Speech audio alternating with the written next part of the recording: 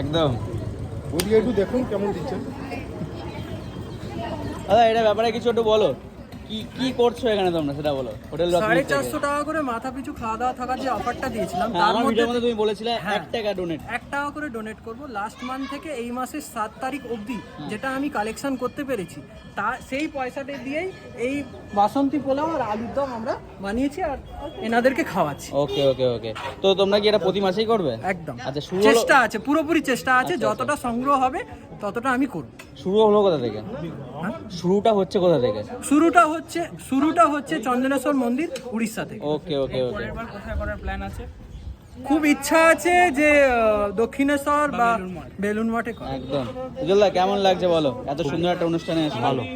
বাহ, আমাদের যে ডাকেছে এই ভালো কাজের জন্য, এর জন্য আমরা কি বলবো, মন থেকে ভালোবাসা।